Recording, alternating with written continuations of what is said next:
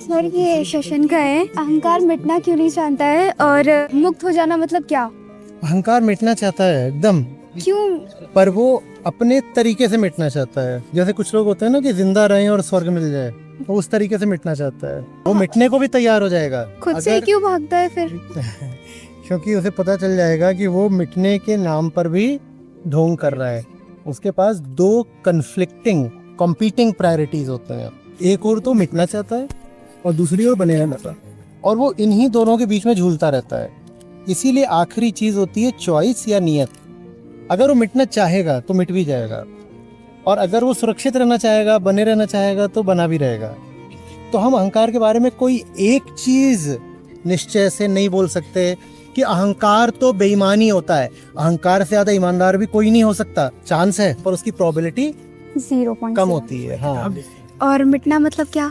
मिटना मतलब मैंने खुद को लेके जो कहानियां बना रखी हैं उनका झूठ देख लेना। और क्या मिटेगा? कहानी मिटती है। आपने एक मैप बनाया है, आप उसको सच मान रहे हो, कैसे पता चलेगा कि ये सच है कि नहीं? उस मैप पे थोड़ा सा चल के ही देख लो तो दिख जाएगा कि मैप में नदी दिखा रखी है, नदी तो कहीं नहीं। इसी तरीके से हम कहानियों में जीते हैं जिनका फैक्ट से कोई लेना देना नहीं होता। हम मैप्स में जीते हैं। अहंकार की पोल खुलना चूंकि बहुत आसान है, बस थोड़ा सा एक्सपेरिमेंट करना होता है, इसीलिए डरा रहता है। इसीलिए दीदी से 2-4 सवाल कर दो, कैसे हो जाता है फिर, और एग्रेसिव भी हो जाएगा। ए सवाल मत कर, ए तू क्या बेइज्जती कर रहा है क्या मेरी? ठीक है, तो अहंकार क्या है? किसी किताब में पढ़ने की जरूरत नहीं है। हम जो है वही अहंकार है। किताब में क्या देख रहे हो? दर्पण में देख लो। इसीलिए बहुत सारे हमारे ज्ञानी हुए हैं जो पढ़े लिखे भी नहीं थे बहुत, पर फिर भी बात समझ गए। कैसे समझ गए?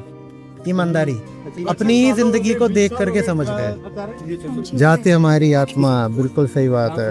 सर हाथ लाइए थैंक यू सर।